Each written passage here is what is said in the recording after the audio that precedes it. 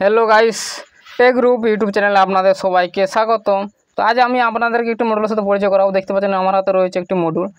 এই মডুলটির সাথে পরিচয় করাবো। এটা কী মডুল, কী নাম, কী কাজ করে সেই বিষয়ে বলবো। তো তার একবার দেখে নিন এটার কীরকম কি দেখতে। এবার চলুন এর বিষয়ে বলা যাক একটি ইন্ট্রোর পর।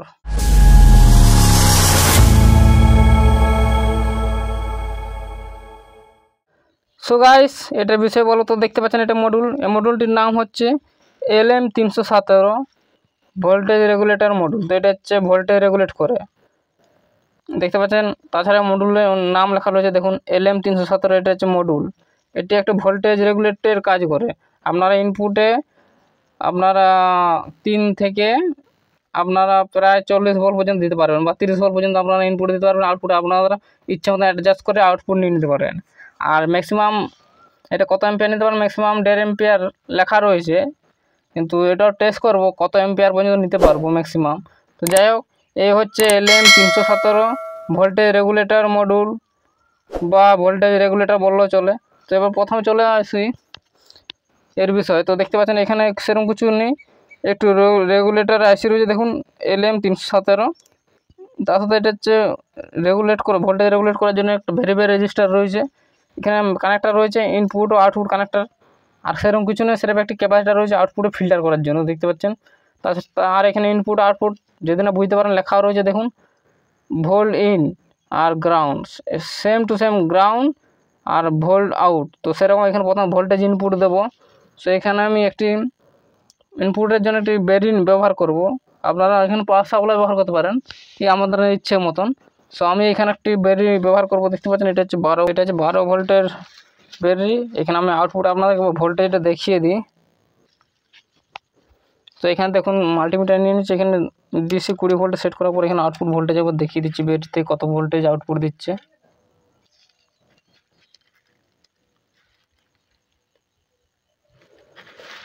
সবাই দেখতে পাচ্ছেন এখানে 13.76 ভোল্টেজ আউটপুট দিচ্ছে। এটা দেবো ইনপুট, আর আউটপুটে দেখবো কত কি ভোল্টেজ সেট করা যায়। সো দেখাই যাক। তো দেখতে পাচ্ছেন মডুলে একবার দেবো ইনপুট যখন লেখা রয়েছে ইন ভোল্টেজ ইন, ও সেখানে ইনপুট দেওয়া হবে। সো আমি এখানে ইনপুটটা দিয়ে দিই। সেখানে ভোল্টেজ ইনপুট দেওয়ার আগে আমি এখানে আউটপুট একটা তার কানেকশন করে নিচ্ছি, যেহেতু টেস্ট করতে হবে যে আউটপুট ভোল্টেজ দিচ্ছে কিনা। সেখানে আউটপুটের জন্য এখানে ওয়্যার ব্যবহার করছি আমি।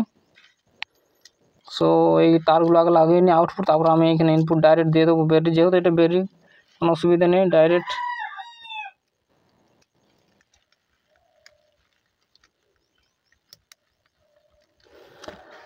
সে প্লাস মাইনাস দেখুন লেখা রয়েছে, গ্রাউন্ড মানে মাইনাস আর ভোল্ট আউট মানে এটা হচ্ছে প্লাস হবে।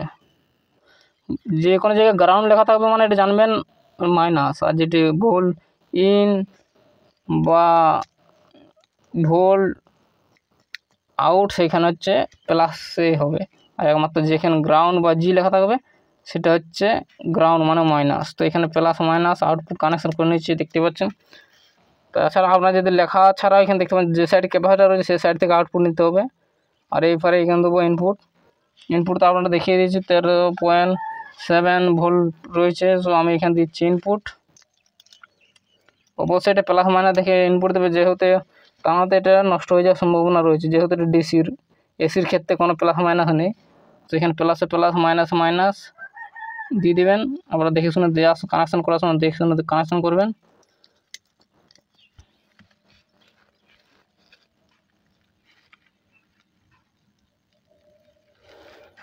সেখানে ইনপুটের কানেকশন কমপ্লিট। তো দেখতে পাচ্ছেন এটা হচ্ছে ইনপুট দেওয়া হচ্ছে তারটি, আর এখান থেকে আউটপুট নেব। সো গাইস, এখানে আউটপুট ভোল্টেজ চেক করব, যেহেতু তার জন্য আমি এখানে মাল্টিমিটার কানেক্ট করে নেব। দেখতে পাচ্ছেন এখানে DC 20 ভোল্টে সেট রয়েছে। সেইখানে আমি কানেক্ট করে দেখে নেব কত কি ভোল্টেজ আউটপুট দিচ্ছে। সো দেখতে পাচ্ছেন এখানে 4 ভোল্ট দেখাচ্ছে, সেট রয়েছে, এর চেয়েও বেশ।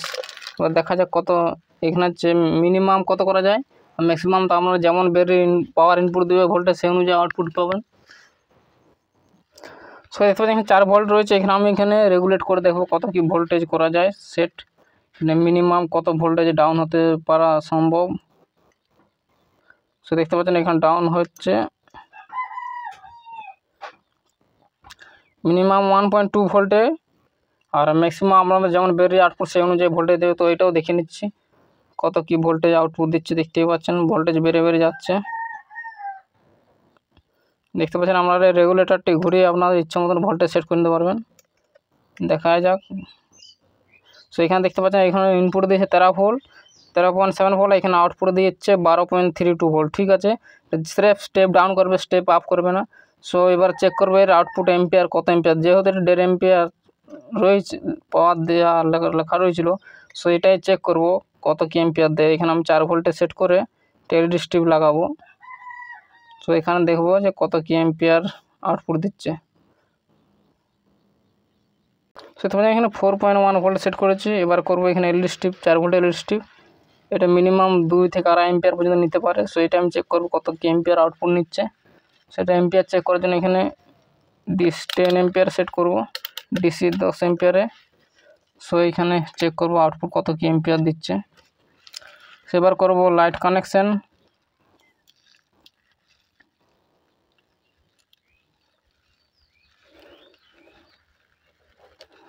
সেবার করব এলইডি স্টার্ট, আর এখানে দেখতে পাবেন কত কি এম্পিয়ার আউটপুট দিচ্ছে।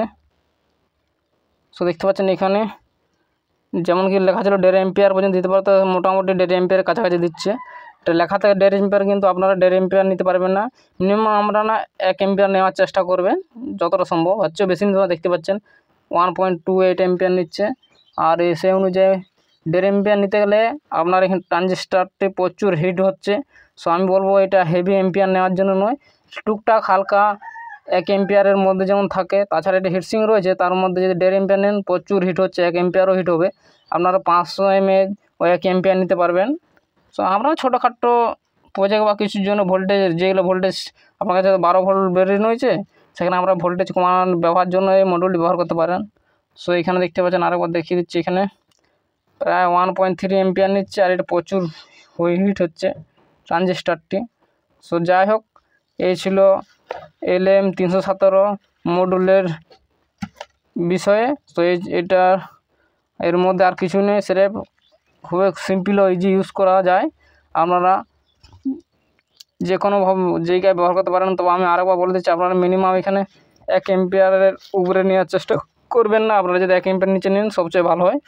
সো তাহলে কী হবে, এটা হিট হবে না। তো যাই হোক, এই ছিল LM317 চার্জ মডুল। তো আজ এই পর্যন্ত ভিডিও, যদি ভিডিওটি ভালো লাগে অবশ্যই লাইক করুন, কমেন্ট করুন, বন্ধুর সাথে শেয়ার করুন। আর চ্যানেল যারা সাবস্ক্রাইব করেন অবশ্যই চ্যানেল সাবস্ক্রাইব করে বেল আইকনটি অন করে দেবেন। দেখা হবে পরের ভিডিও। বাই।